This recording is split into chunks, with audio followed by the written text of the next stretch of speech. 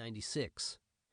The second story told is about each song's birth and development, in the words of the lyricists, composers, producers, musicians, recording engineers, and others who played key roles in the writing and recording.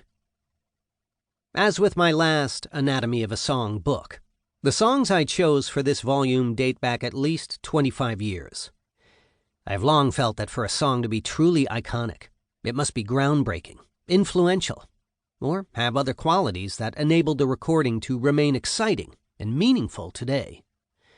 Like many prominent halls of fame in sports and entertainment, a specified period of time must pass before induction can take place. Time allows a song's initial perceived accomplishments to settle in and be measured against our revised thoughts, new standards, and new works.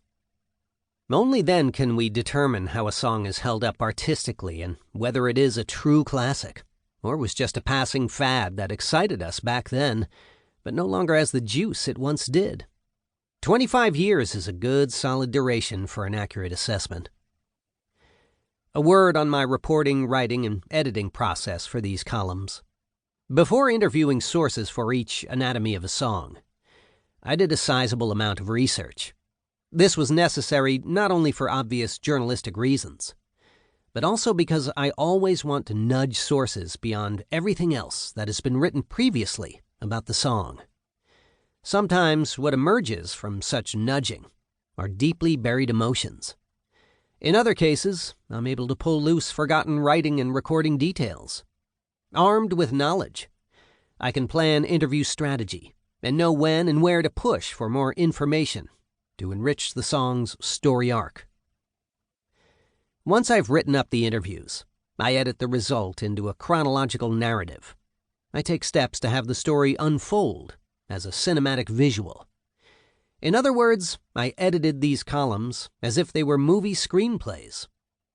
My goal was to create a narrative that lets you see in your mind what took place and imagine the subject is in the room telling the story directly to you. I also want you to hear the cadence of sources' voices, how they talk, and how they put things. Then I tackle the fact-checking, verifying that every single piece of information is 100% accurate. I take this last step seriously. Music history is important and needs to be free of errors. Over the past 10 years, I have often been asked how I chose the songs to profile, or why I picked one hit by an artist or band over another. It's a process guided largely by feel, and what I call the "oh wow" factor. The songs I ultimately pitched to my editors had a few criteria in common. First, I looked for hits that were iconic, but not tired. In other words, songs the listener will know, but haven't been worn out, which would exhaust their appeal.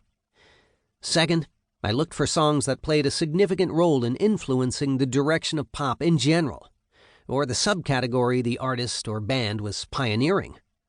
And third, I favored songs with aspects that long puzzled listeners. I liked to use the interviews to resolve them for listeners. For example, who is singing "Be Quiet, Big Boys Don't Cry" in 10cc's "I'm Not in Love"? Why was "Ba-de-ya" used so prominently in the lyrics of Earth, Wind & Fire's "September"? And was Jackson Browne's "Doctor My Eyes" a metaphor, or was it about a real-life trip to the ophthalmologist? Once I had a green light from my editors, I then had to convince artists to be interviewed, which wasn't as easy as it sounds. Many artists don't like looking back at earlier recordings, no matter how successful those hits were, or how sizable their royalties today. Instead, they prefer talking about what they're doing now, or next. Getting them to agree is about timing and passion. Each column in this book has its own story of how I wrestled it to the ground. That's for another book. For me, Anatomy of a Song has been more than a column. I was on a mission. These are the songs of my life, just as they are the songs of yours, or your parents'. I've been driven by a love of music history and a passion for capturing as many stories behind important pop songs as possible. But not just the stories. I also